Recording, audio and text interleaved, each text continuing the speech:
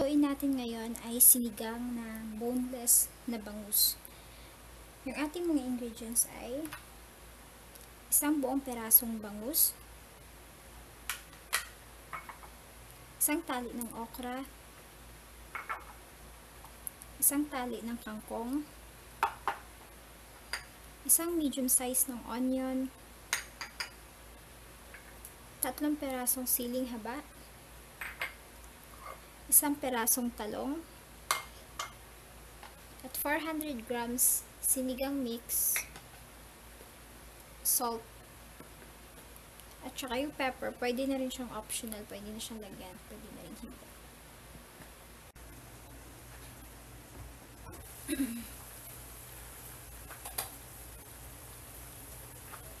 Ang una natin gagawin ay magpakulo tayo ng tubig. 4 cups ng tubig. Tapos, pag kumulo na siya, ilalagay na natin ngayon yung ating sibuyas.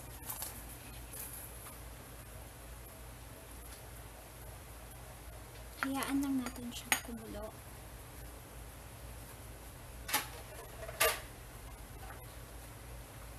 Ilalagay na rin natin yung ating sinigang mix.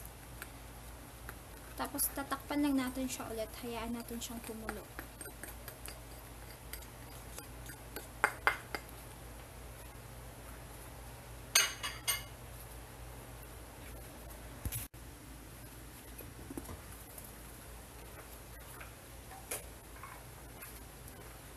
After niya kumulo,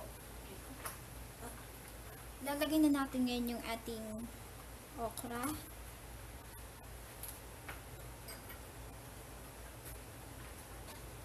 yung ating talong,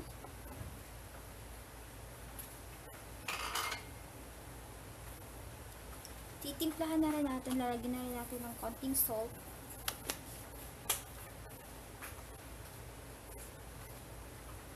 tatakpan lang natin siya ulit hanggang sa, hayaan lang natin siya hanggang sa maluto yung ating gulay.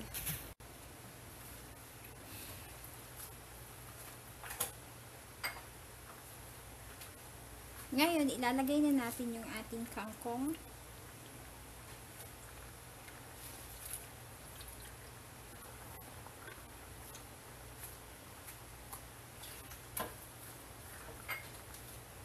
Tsaka yung ating siling green.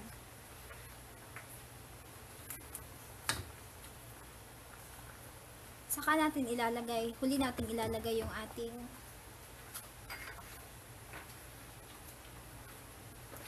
bangus.